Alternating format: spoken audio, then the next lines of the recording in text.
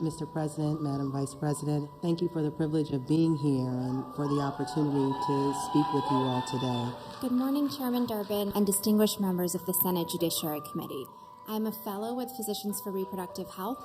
We at Physicians for Reproductive Health are a network of more than 500 physicians and supporters around the country working to expand access to comprehensive reproductive health care. It's difficult to know that this is where we are in this country in 2022, where over 50 years of precedent seems meaningless, although we know it's not. This is not a right now problem. This is something that is happening right now, but will have long-term implications for care in the future. We take this oath to do no harm, and I feel like the law is forcing me to not practice that oath. Can you repeat your question? If a child is halfway delivered out of the birth canal, is it permissible to have an abortion? Would you support the right for an abortion then? I can't even fathom that ever. I'm not asking you. It's very clear that the people that are making these decisions are not medical professionals. The medicine is safe. It is effective. That is not debatable by the science. It is simply about anti-abortion extremists finding new ways to restrict our right to health care. Those with the greatest need to access care are continuing to get the least. How do you see the next months, if not years ahead?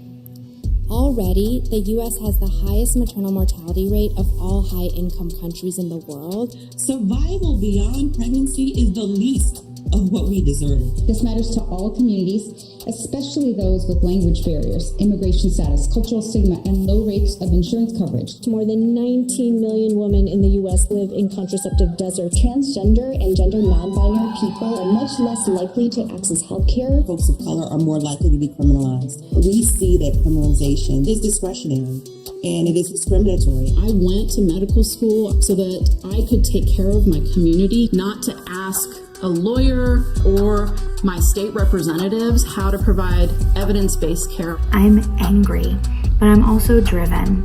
I'm driven to keep showing up for my patients and to keep providing this care. These attacks are not new. They did not begin and they will not end with the Dobbs ruling. We need bold, immediate, brave action that reinstates basic human rights for every person, no matter where they live.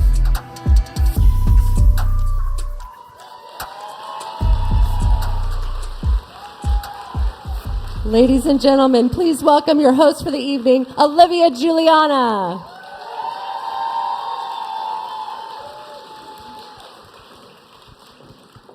Hello, hello.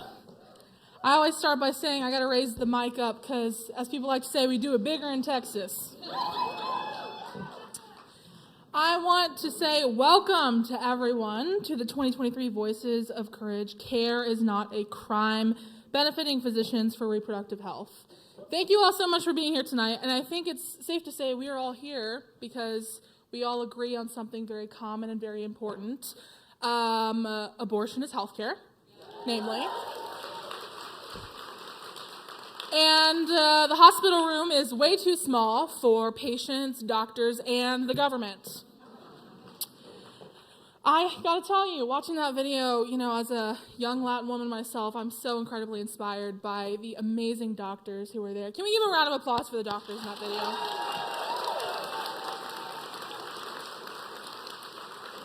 And I also want to give a special thank you to those joining us via live stream, and thank you for the sponsor, Betches, for making that possible.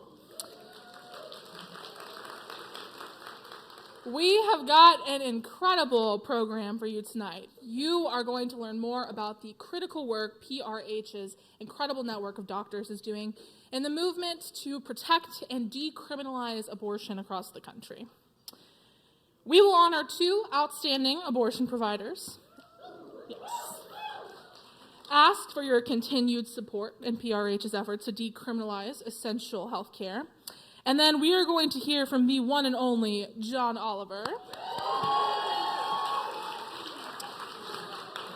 But first, I want to tell you a little bit about myself and why I'm here tonight.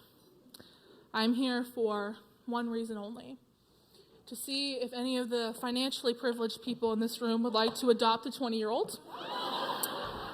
No, I'm serious. Hear me out, hear me out. I have good manners. I'm very tall. house trained. And what I mean by house trained is I am trained in schooling members of the U.S. House of Representatives.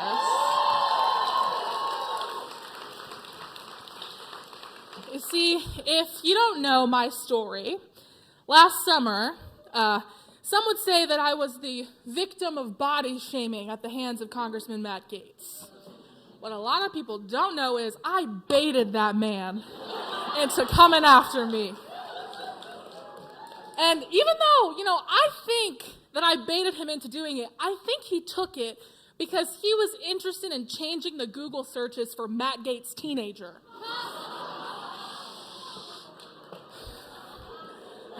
There might be some people here who might not like that joke. But in all seriousness, at 12 years old, I was diagnosed with polycystic ovarian syndrome. I've dealt with reproductive health care issues from a very young age. And so it's very important to me in times of crisis and in times when we have the spotlight, when we have attention, to highlight people who are doing the work. And that is why in that moment where I had a national spotlight and I had a platform I didn't have before, I decided to start fundraising for abortion funds.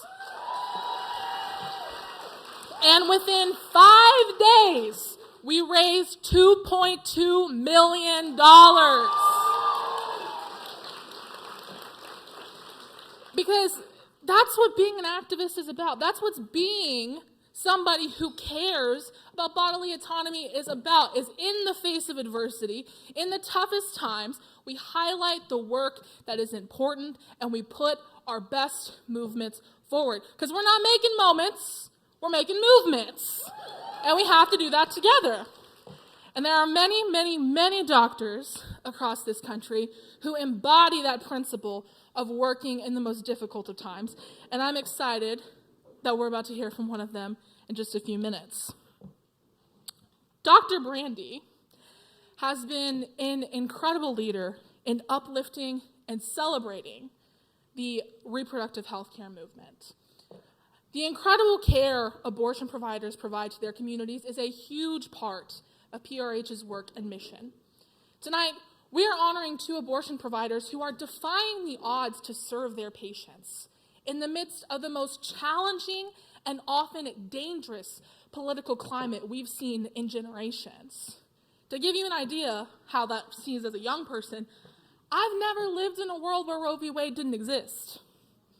And now, at 20 years old, I live in one of the states that has the worst abortion laws on the books, my home state of Texas.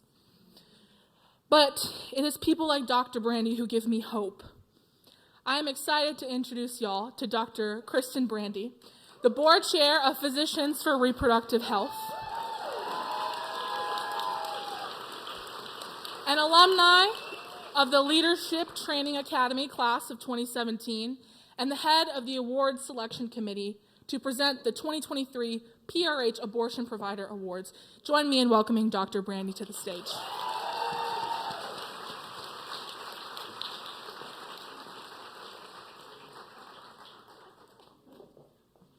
See, I'm going to have to lower the mic. Hi, everybody. Thank you so much for being here. Every day, abortion providers light the way forward for us.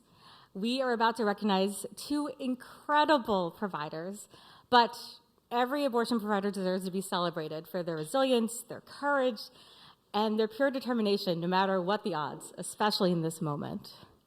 And I know we happen to have a lot of abortion providers in the room with us tonight. So if you're a provider here with us in New York or watching at home, will you please stand up if you're able to so we can give you a round of applause?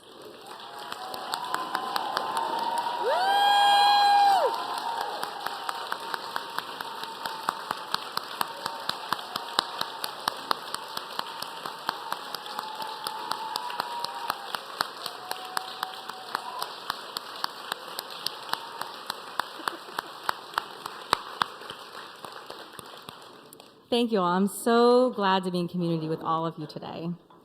As providers of sexual and reproductive health care, including abortion care, we have taken oaths to provide patients the care that they need when and wherever they need it.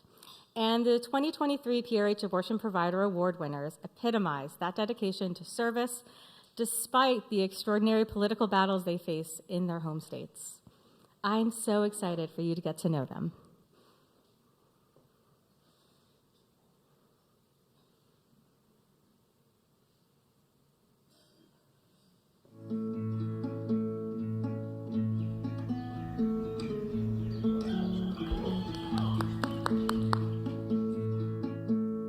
I founded Desert Star Family Planning in 2013 because I wanted to bring comprehensive reproductive health care services to an underserved, medically underserved, ethnically diverse community.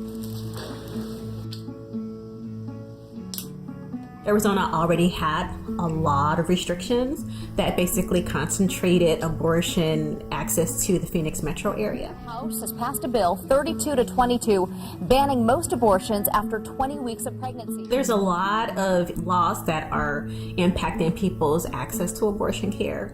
As I started realizing how hard it was for people to access care, the advocate in me really kind of came to the forefront.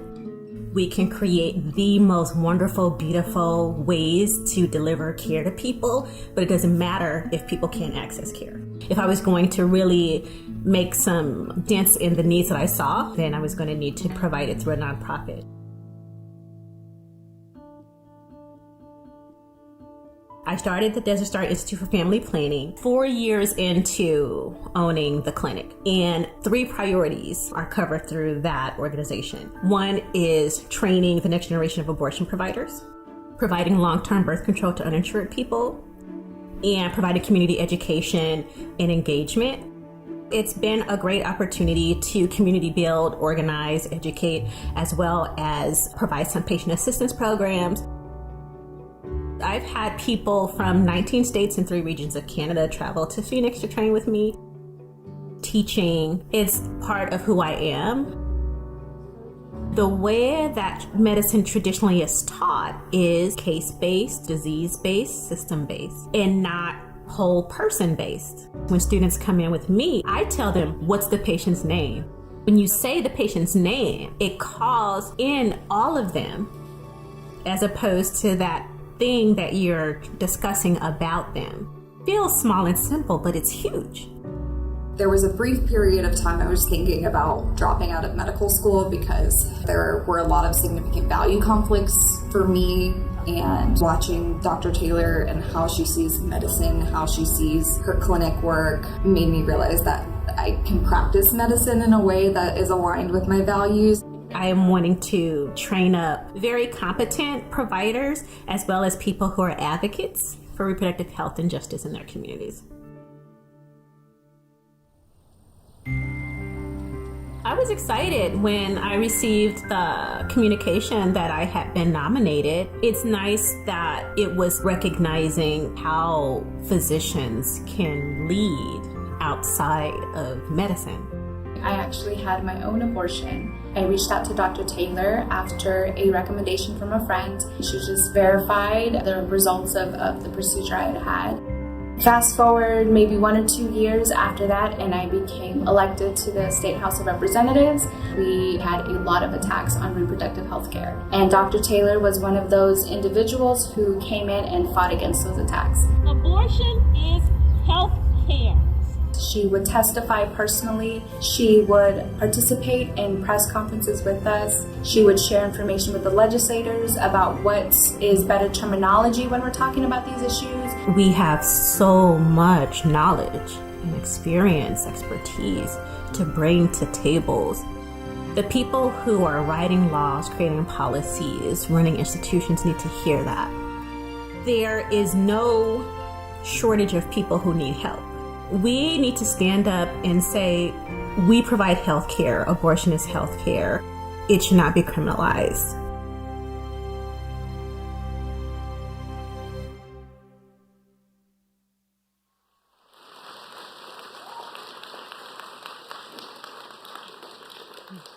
So, for her inspiring leadership as a physician, abortion provider, an activist, and for her career-long commitment to advancing reproductive rights and justice in Arizona and nationally, we honor Dr. Deshawn Taylor with the 2023 Rashbaum Leadership Award.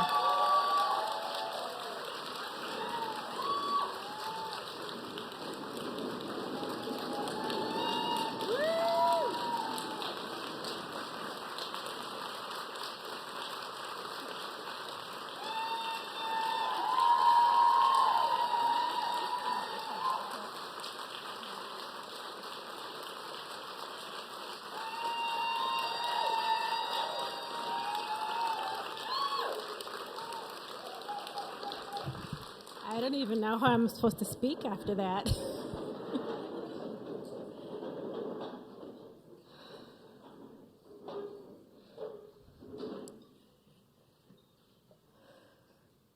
Thank you, Physicians for Reproductive Health, for this award. And thank you for all you do to advance health and rights in the reproductive space. I am deeply honored to receive this award and be recognized along with Dr. Kumar tonight. I can't wait to see his video, my goodness. I first want to shout out my mom. She's watching virtually. Diana Taylor. And a few co-conspirators who are here to celebrate with me in person are Peta, Aaron, student Dr. Rachel, Dr. Allison. I'm deeply grateful for your support and care. Gosh, I was shocked and then excited to learn that I was nominated for this award. Arizona's a hot mess, but generally ignored because we've been able to litigate our way to the Ninth Circuit of Appeals, keeping abortion fairly accessible in our state. And all of that changed with Dobbs. But even before Dobbs, Arizonans were increasingly self-managing abortions or crossing to a less restrictive border state closer than traveling to the Phoenix metro area, where most of the care has been consolidated due to restrictions. An anti-abortion law was signed every single year but one from 2009 to 2022. Governor Hobbs, bless her heart, is going to surpass former Governor Napolitano's veto record in her first year of office in 2023. In medical school, we'd all be dumbfounded during a lecture, and I would finally raise my hand to ask the question. And you would hear a collective exhale throughout the auditorium. And at graduation, multiple people share with me how they were so relieved when I would raise my hand and ask questions. They all wanted to know the answers to, but they were uncomfortable raising their hand to ask. Being a truth seeker is uncomfortable, but the answers we need are on the other side of that discomfort. And I'm still that person today.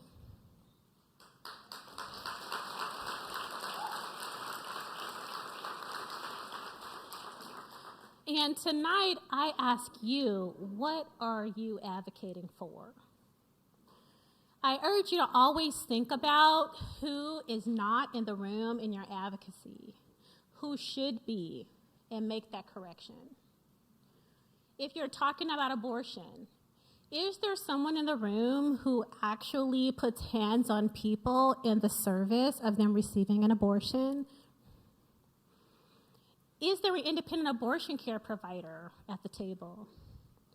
Is there an abortion provider of color at the table? Equity is a hot topic these days. Is your advocacy equitable? Our talking points express how certain communities are disproportionately impacted by harmful repro policies, but where are those voices in our activism?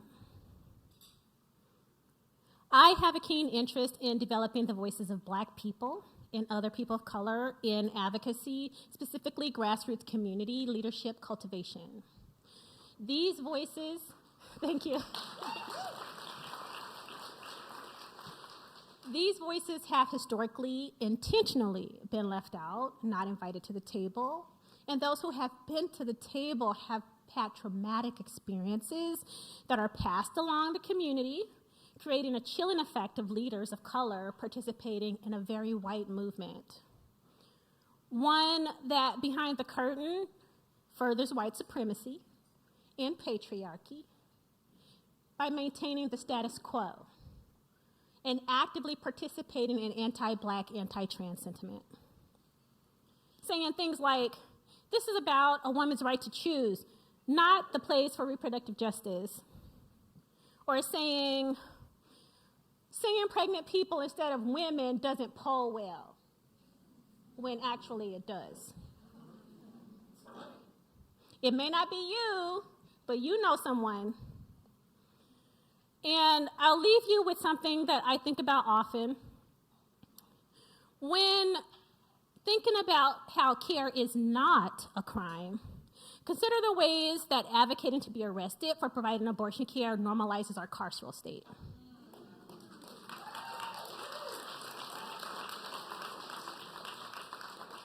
Why should a physician do that? Did you say to yourself when you graduated from medical school, hey, I'm going to go to jail for providing essential health care one day? I absolutely believe that resistance is necessary, but I do not believe that willfully handing myself over to the carceral system is the answer.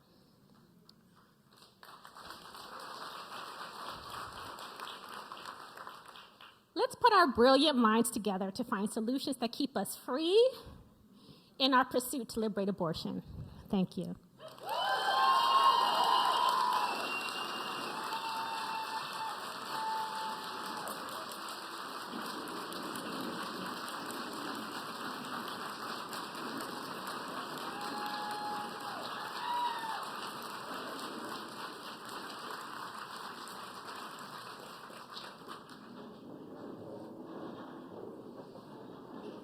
That's tough to follow. All right, so we'll move on to our next awardee. For his outspoken intersectional advocacy work and for his resounding commitment to centering the communities most impacted by oppressive laws and policies in Texas, join me in presenting the 2023 Tiller Advocacy Award to Bhavik Kumar.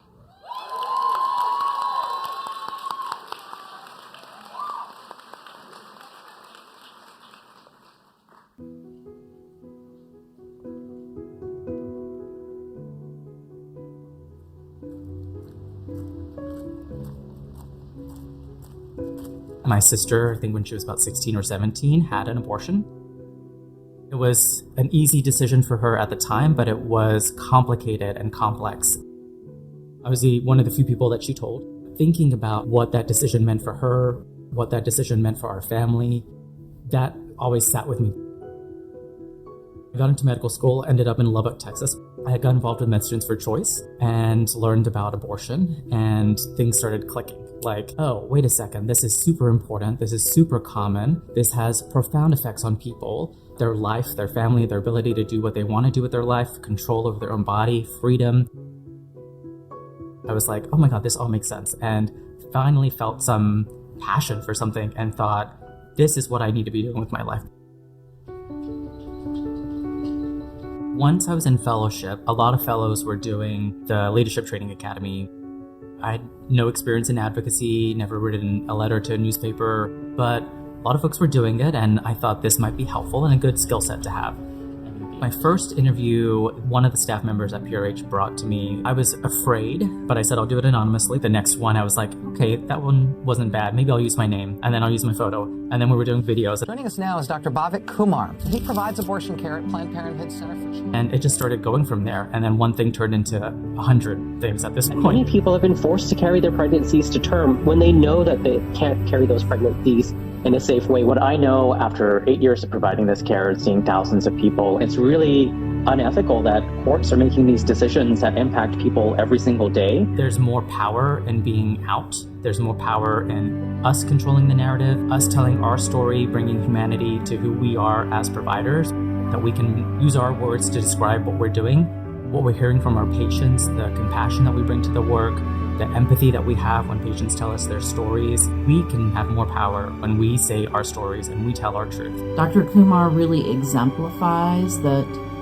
we live here and we fight for the communities that we come from, and that we are going to do this work with love in community together. When I first got the email about the award, I was not ready to accept it. I think about my privilege, like, is this the moment when a man is going to accept an abortion award? Like, is this right? Should somebody else get it? What have I done to deserve this award? I have had the great pleasure of working with Dr. Bhavik Kumar since he joined our team 4.5 years ago as the medical director for primary care. Bhavik always puts the patients first. It's not uncommon for physicians to work to optimize care protocols and eliminate barriers to care for marginalized patients. But what is uncommon, and yet so important, is Bhavik's commitment to speaking out both locally and nationally. And when you live in Texas and speak out about your patient's right to bodily autonomy, this comes with no small threat to your personal safety. I think about George Chiller, who this award is named for. I was in my third year of medical school in El Paso when he was assassinated. I had already committed to becoming an abortion provider at that time. The reality that somebody could be murdered for providing this care was obviously very stark in that moment. It was very clear and certainly scary. When I think about the theme, care is not a crime, I think about some of the laws that have passed in Texas where providing healthcare, we could spend life in jail. These are things that, we navigate and think about and it's heavy, but it's the right thing to do. This is always what I come back to. I think about the patients, I think about the stories we hear, and while all the other stuff that I mentioned is heavy, when you're sitting in front of somebody and they need care and they're a real human being, all that stuff goes away. I never want any patient to be afraid of accessing care where they need it. We all deserve healthcare, whether it's abortion care or it's trans care or it's just, care for your cold. That's the only way we can be healthy and be full functioning people in society.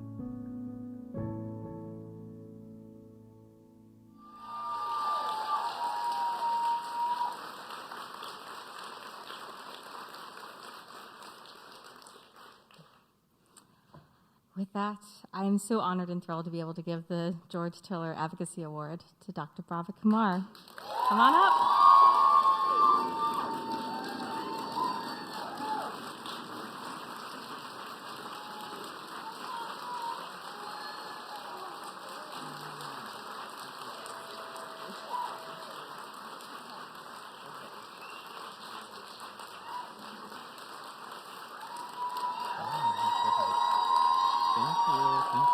Thank you. I have my remarks on my phone, so I'm going to be reading from my phone. Thank you. I'm overwhelmed with gratitude. Thank you so much. I want to start off by thanking Physicians for Reproductive Health, the nominations committee, the staff who put on this event, the staff present and past who have helped me through all of the advocacy work I've done, the communications staff at Planned Parenthood Gulf Coast, the National Federation, staff at the Committee to Protect Healthcare, Delma, who's my social media guru and bestie, and so many others who have helped me navigate this media and advocacy journey. So thank you from the bottom of my heart. I've received this award for being courageous, and I've been reflecting a bit about what it means to have courage. I remembered when Texas Governor Greg issued an executive order in March of 2020 at the start of the pandemic, and I was scheduled to provide care that day. That very first day that the executive order went into effect. At that time, there was so much uncertainty about the virus, and we'd never been in a place to consider what it might feel like to tell people we couldn't provide them with care that they so desperately needed. That day, after we met as a team, talked with our attorneys for hours, and I considered the potential punishments, which were 180 days in jail, loss of my medical license, and so much more, I couldn't stop thinking about the people who needed me. People who had made a moral and necessary decision to not be pregnant, people who knew they couldn't continue a pregnancy any longer, people who had likely had a sleepless night before and were waiting for me downstairs. In that moment, 180 days in jail felt like nothing. So we did what we had to do. We took care of those people, and we did as much as we were able to. And then we continued to show up day after day as our health center closed or opened a total of 8 times in a month as the executive order bounced through the courts. Because people needed us, and it's always the right thing to do the next best thing. Too soon after the executive order came SB 8. That's a Texas law that bans abortion when cardiac motion can be detected on an ultrasound. The law was slated to go into effect on September 1st of 2021. So on August 31st, with the help of our courageous staff and my amazing physician colleagues, we were in clinic until the late evening hours, and we provided care for as many people as we could. And the next day, when SB 8 went into effect, we showed up again, having to tell people we couldn't help them, but we could get them to the nearest state where they were able to get the care that they needed. And then came the summer of 2022, the fall of Roe. Another reminder of how desperately people continue needing care, no matter what laws passed or has been overturned. 3 Texas abortion bans now looming, we showed up again for people and did what we could. That meant providing information, helping people know how far along they are in their pregnancy, and again, reminding them that they're making a moral and just decision, and letting them know that we wished that we could provide them with the care that they so desperately needed. Courage. It feels difficult to be courageous, but it feels so easy to do right by people, especially when the states I work in turn their backs on the people that I see every day, people that I've dedicated my life to caring for. And I'm thankful for the women in my life who show me what courage is. Thankful for the women who have joined me today, my family, my people here, and also watching out there, my patients in Texas and Louisiana and now Ohio who show up every day determined to get the care that they deserve, the trans and gender diverse people that I care for who know what's best for them despite the government's attempts to deny them their dignity and humanity. This is where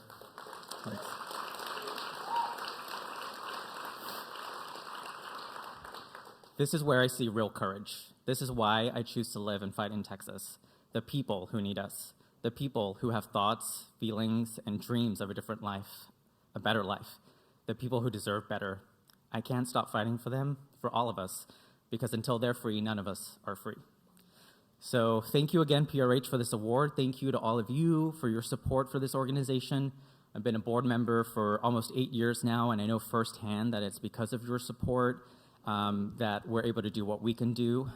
This is not the world that we wanted, but it's always the right time to do the next best thing.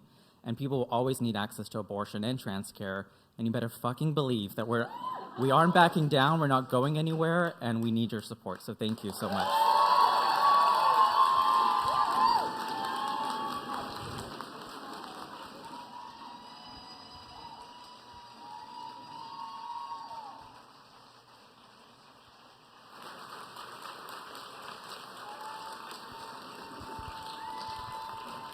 And now, please welcome President and CEO of Physicians for Reproductive Health, Dr. Jamila Perritt.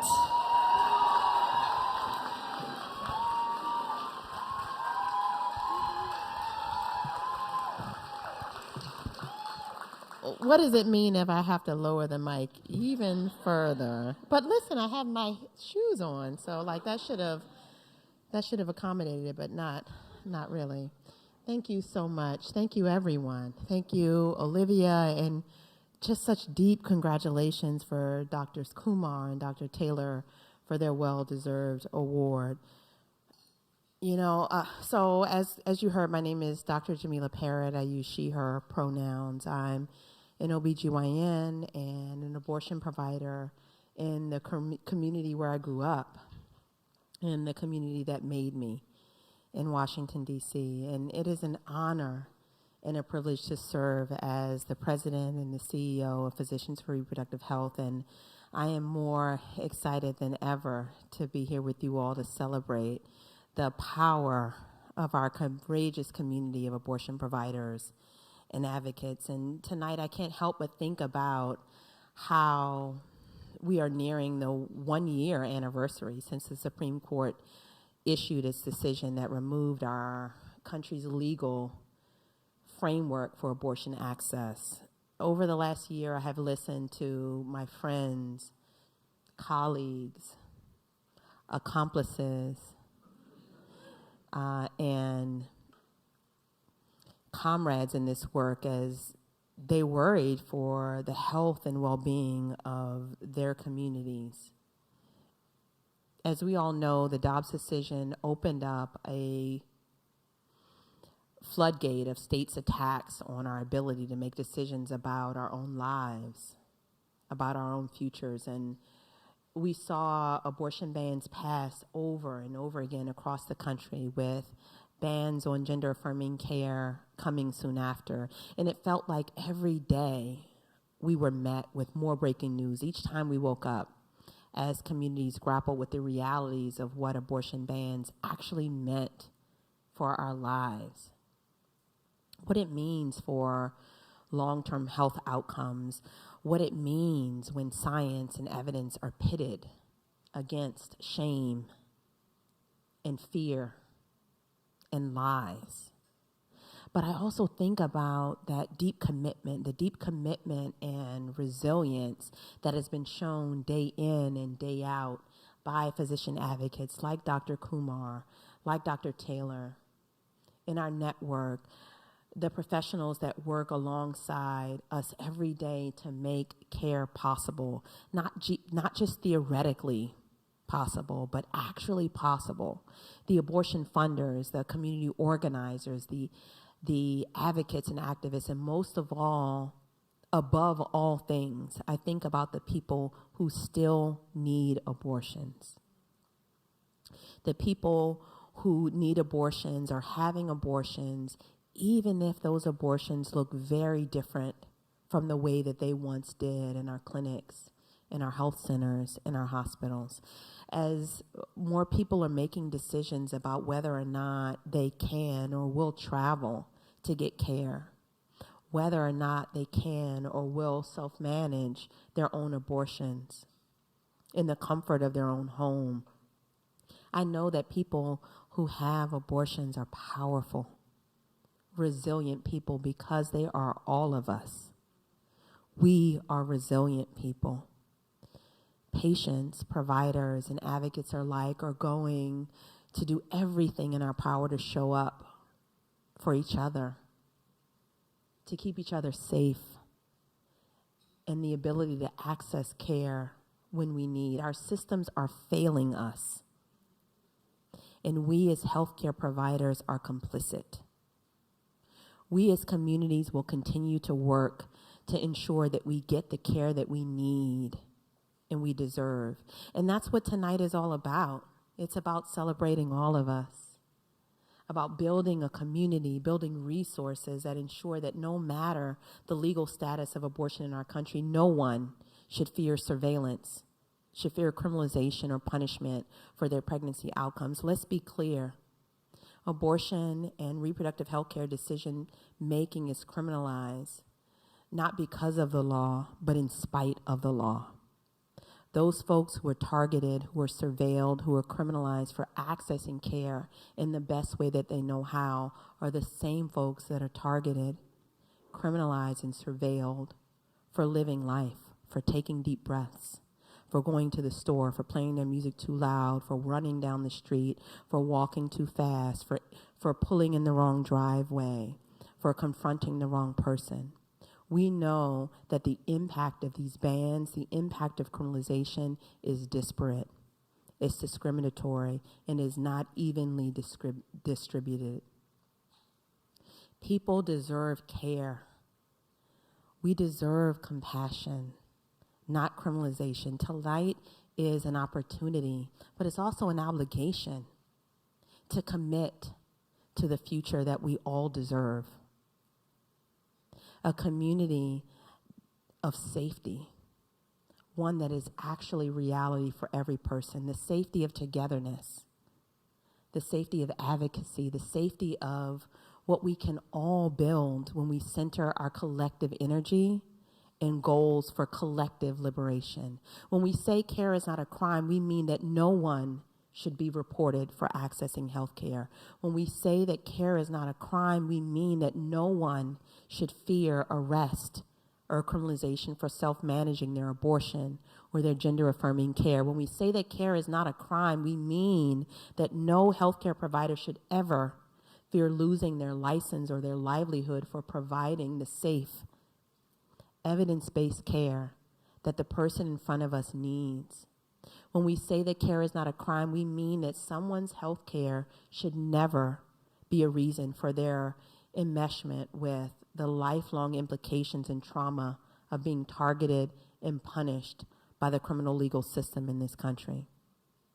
And that's why we need all of you here tonight and all of you watching at home to support this work and the work that PRH is doing, because our next few years will be completely, and they have been and will continue to be, dedicated to ensuring that our community of physician advocates have every tool that they need to center the holistic safety of our community, but also the social, political, psychological, and environmental safety of the folks that we live and work and play and pray with in our own communities. When I graduated medical school and I took that oath, like many of you in this organization, in this room, to do no harm, I also understood that that harm extended beyond what was happening in the clinic, in the hospital, in the space that I was providing care. I grew up in Washington, D.C., and it's really, really hard to grow up in D.C. and not understand or appreciate the impact that politics and policy has on your life. And it is nearly impossible to grow up in D.C. in the midst of the so-called war on drugs and not understand who was being targeted, who was being punished, who was being criminalized. So for me, I knew that taking care of people in the clinical space was never going to be enough to save us. We could never do enough by dispensing contraceptions or doing one abortion at a time to be able to create the future that we all deserved. It is our ethical and moral duty to do all that we can to show up for our community in every way that we know how. In the coming days and weeks, months, and years, what that looks like is fighting back against these continued attempts to shame, to punish, and to stigmatize people who need and those who provide abortion care. Make no mistake, this is not a small goal. I don't mention this as a call to action trivially. I know that the road would be hard. I know that it will be long. This is a marathon and not a sprint. But most importantly, I know that it is not possible for us to get there, to build a future where everyone gets to be free.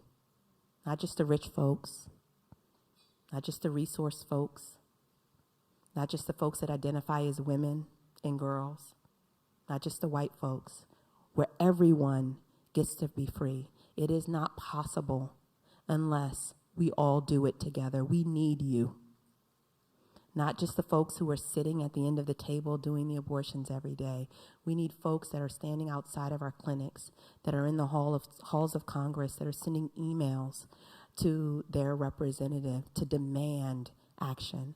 Monica McElmore told me during my first congressional testimony, I was nervous going in to the space, and she said, "Don't be nervous, these people work for us."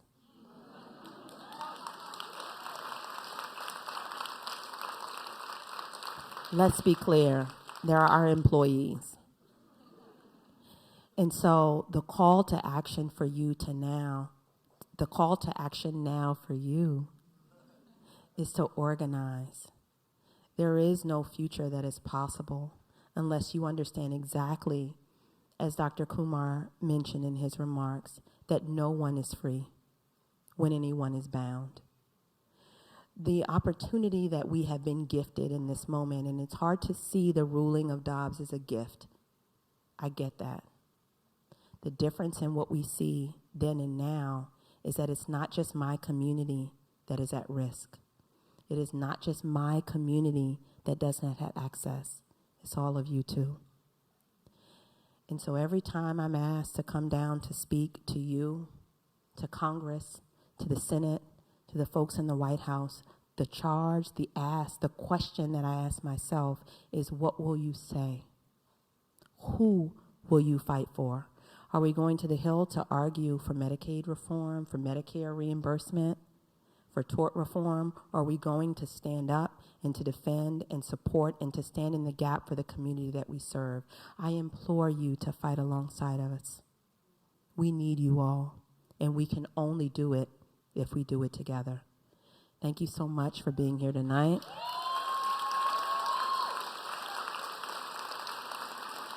For supporting this work, and for caring for my community in the way that they need and deserve. Thank you.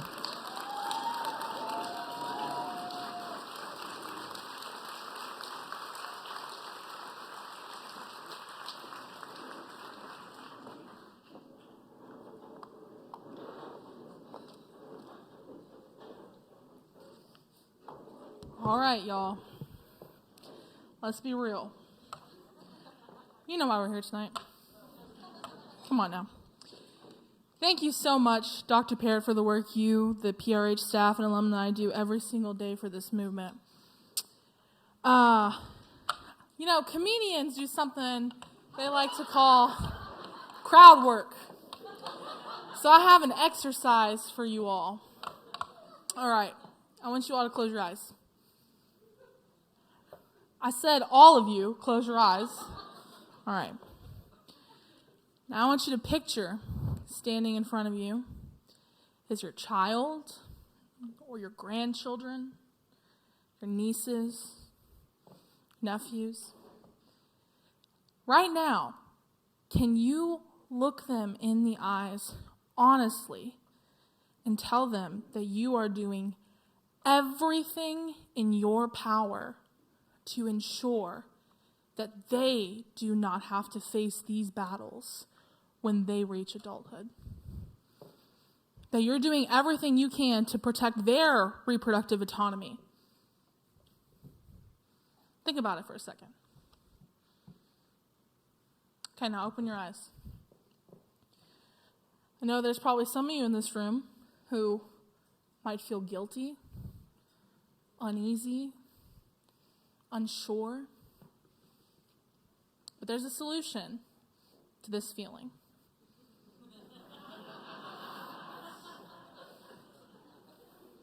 I think you know what it is. You can write a bigger check. Yeah. Come on now. Come on. You know when they call me up from Texas for fundraising, it's for good reason.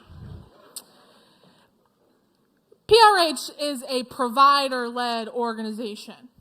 I'm going to say that again. A provider-led organization. When we're talking about reproductive health care, we're talking about who should be leading the fight, who should be actually talking about the medical implications. I know who I don't want talking about it, and I know who I do want talking about it, and that's physicians and doctors and medical professionals. But, like I said, you all know why you're here tonight. So, to those of you here, and to those of you online, yes, we are aware that you're still here. If you're online, you can visit prh.org/notacrime. And if you are in the room with us, you know what time it is. You see, when I was younger, and I heard, go get the paddle, wasn't very excited. But tonight, when I say get your paddles ready, it's actually a good thing. So, I think we're turning the lights up so that I can guilt all of you. There we go. In just a few moments, I hope that I can inspire you, dazzle you, wow you, into making some sizable, generous gifts. So, we are about to get started. Thank you to our incredible donors online who are already making gifts. And thank you to donors who have already made gifts, including Ann Romney, Susie Kriskunis, Wendy Chavkin, the National Women's Law Center, and Jerry Link. Now, I'm going to start with a big number. I told you we do it bigger in Texas, and we're going to work our way down until there's a number where everyone here or everyone out there watching can participate. We're hoping for 100% participation. And if I, as a college student, can donate, let's be so real here right now. We know you're a doctor. Most of you are doctors. You know what the higher education system is like. Then I think everyone can be a little bit involved. So, I'm going to start out at the $25,000 level. $25,000, right there, $240. $25,000 already raised. Is there anyone who's willing to match it? Think of the children. Think of the children. Is there anyone out there willing to match it? All right. Maybe not. Now we're going to move to a little bit more somber of a number. There are currently 13 states where abortion is totally banned. Boo! So we're going to move to $13,000. No? Must not be any Taylor Swift fans out there. All right. $7,500. No? Going once, going twice? You know, anyone who knows me will tell you that I have a penchant for dazzling British men. It's true. It's true. And fortunately for all of us, there is one in particular who is a huge supporter of PRH. Hold on. Unfortunately, Harry Styles could not be here tonight. I know, I'm sorry. But thankfully, a certain other British lad has agreed graciously to grace us with his presence tonight and help this important and amazing cause. HBO's Last Week Tonight, John Oliver.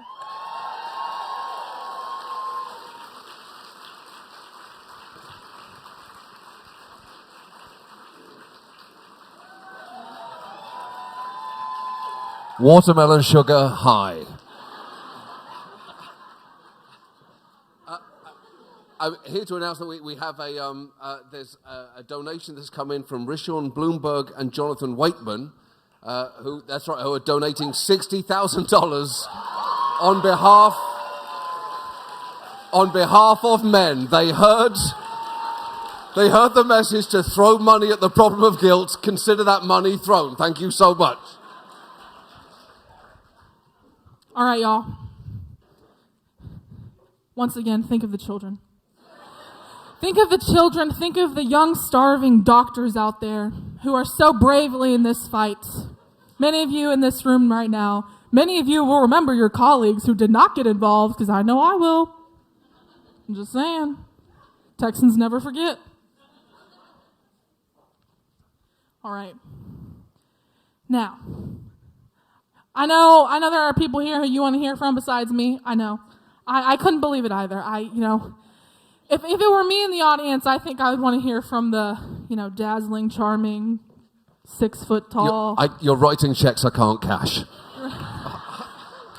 Okay, Mr. HBO. All right. Sure. If you've committed to making a gift tonight, I need you to scan the QR code or use the link on your table. If you're online, please use the link on your screen and make your gift right now. There are envelopes on the tables. You can insert a check. Please hand them to a volunteer at the door on your way out. Thank you all for your generous support, for allowing me at moments to be the center of attention, which I so thoroughly enjoy, and for allowing me to come into New York. I know us Texans don't have the best reputation here. And before I leave the stage, I want to say, as someone from Texas, a 4th generation Texan, I'm sorry. Super icky, bad stuff keeps coming out of our state. But there is good news to come. We saw some incredible people, incredible doctor from Texas earlier tonight. And on a personal note, I'd like to say that my testimony and my story dealing with reproductive health was actually just filed in an amicus brief to the 5th Circuit. So I want to assure you all that this is not a fight that you are in alone. Young people, young activists like myself are getting involved. And unlike, maybe some of our parents, we actually want to listen to the doctors. So thank you all so much for being here tonight. Thank you for the work that you do. And we know who you're here to listen to.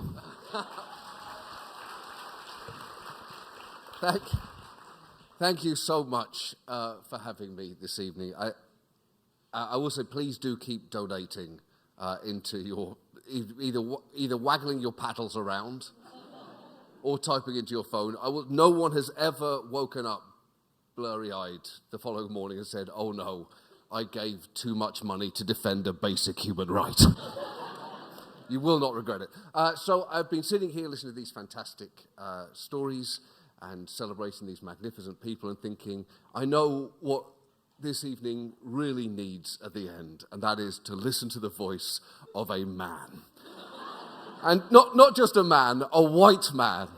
And not just a white man, a British man. The whitest kind of man there is. I'm not even talking skin now, I'm talking personality.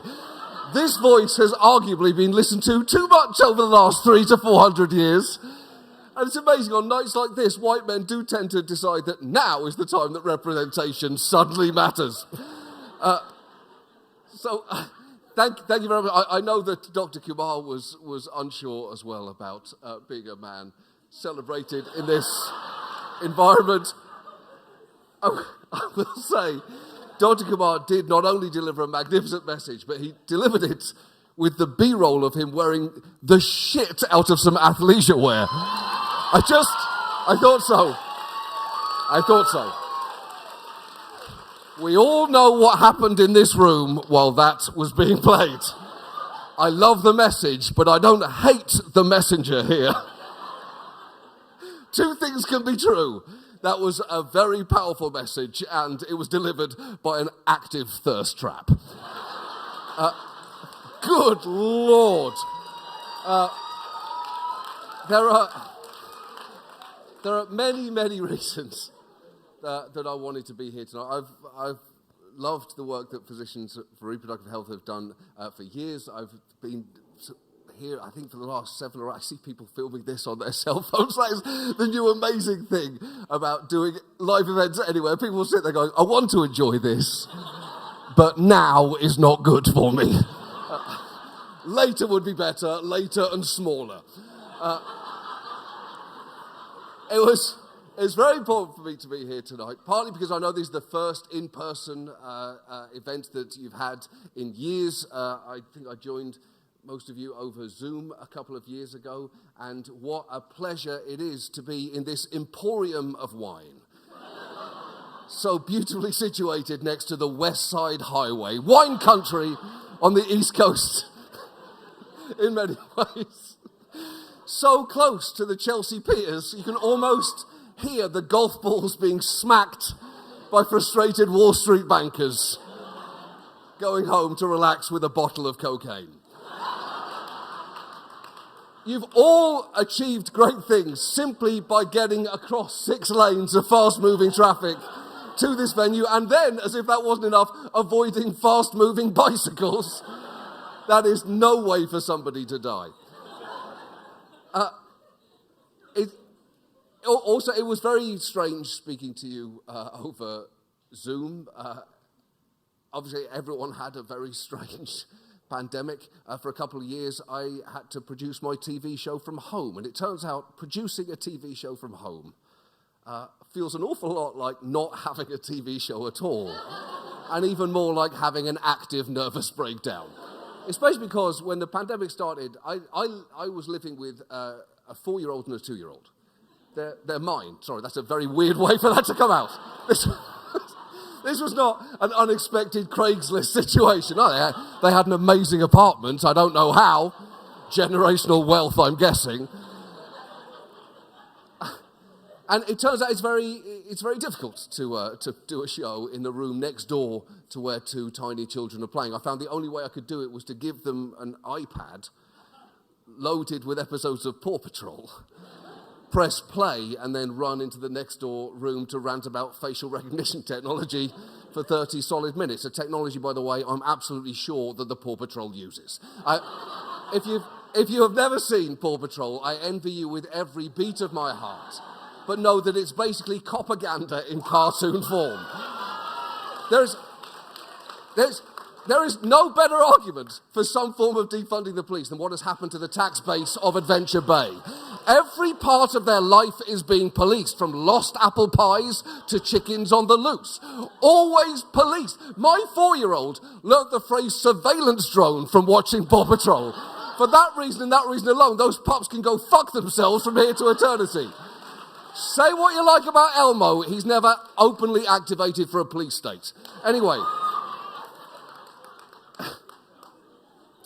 the point is, I wanted to be here with you in person because I've been coming here for 7 or 8 years now, and a lot has happened in the world of reproductive rights in those 7 years. An awful lot, in every sense of the word, and a lot has happened, and most of it has been truly awful. Every year I come here, I find myself saying there has never been a more important time for you to donate.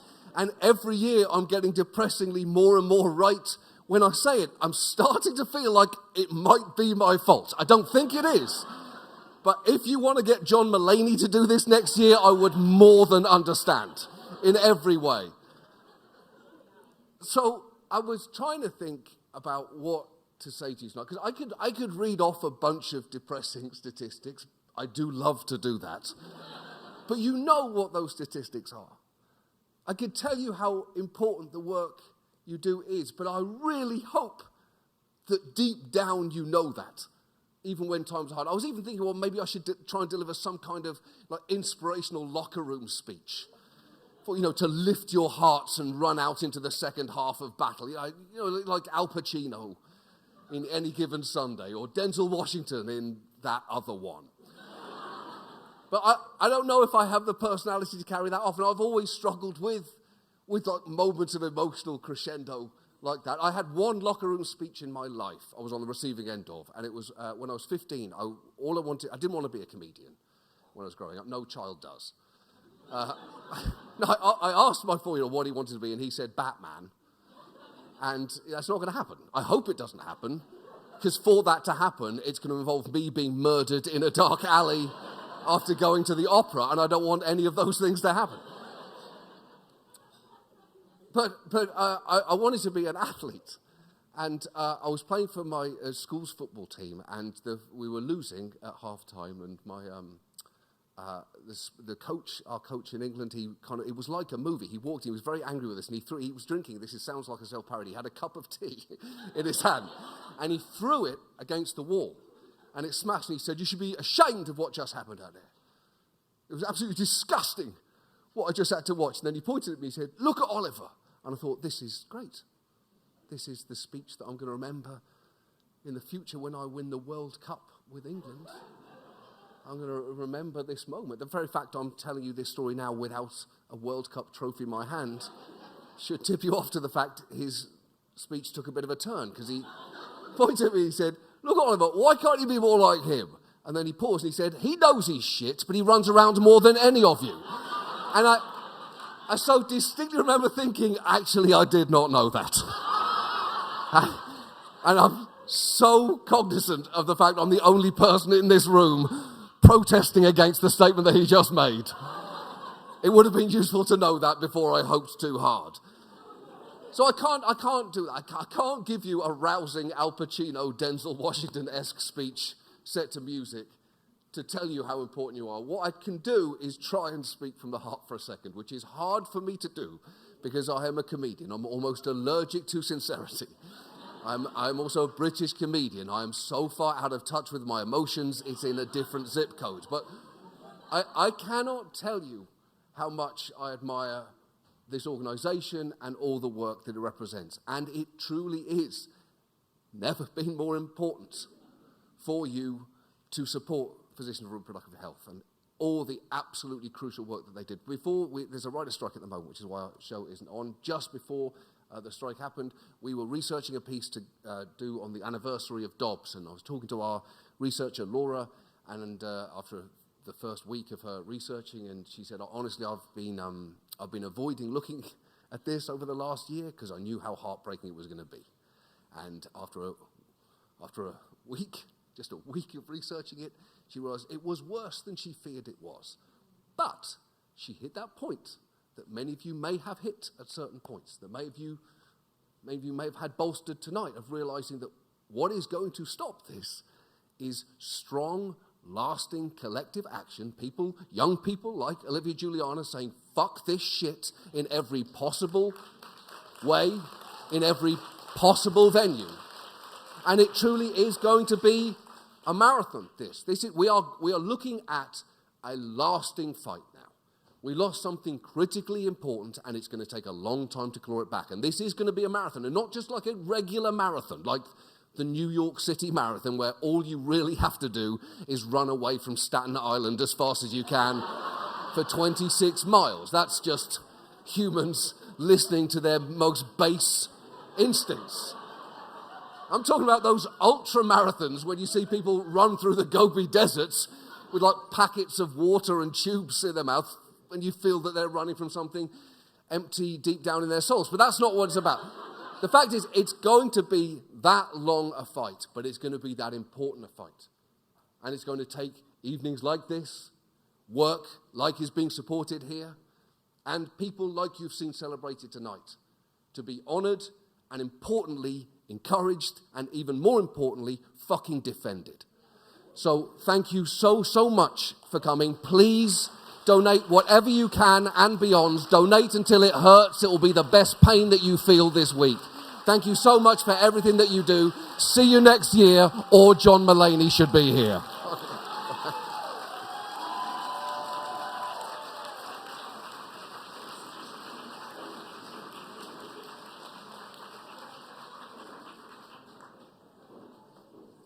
Sit down, we're not done.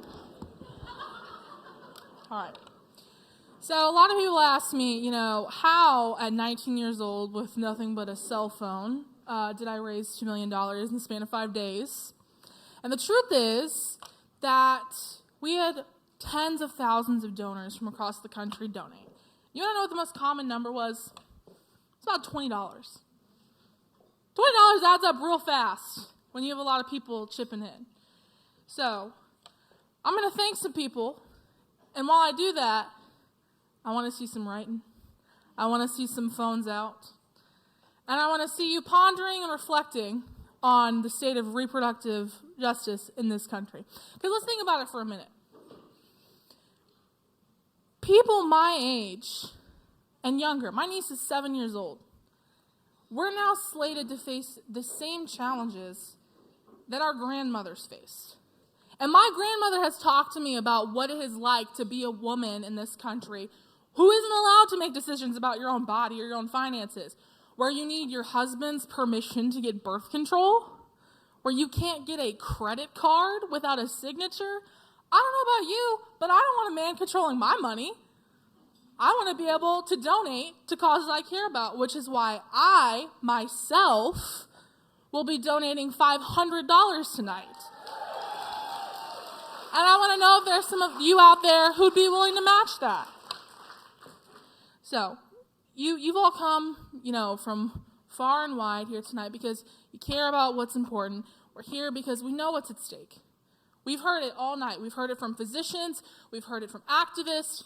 And as a young person in this country who is constantly around people my age who are stressing not just about reproductive health care, but about climate change, education, about what they're going to wear to the Eras Tour.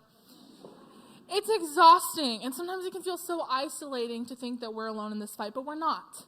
I mean, look around this room. There are some of the most talented, kind, generous people in here that I've ever met. And that is saying a lot, because I have been all over the country, and I'm from Texas, and manners are kind of our thing if you're not anti-abortion.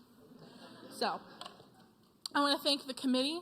I want to thank the volunteers, the board, and PRH staff for making tonight possible. Can we please give a big round of applause to them?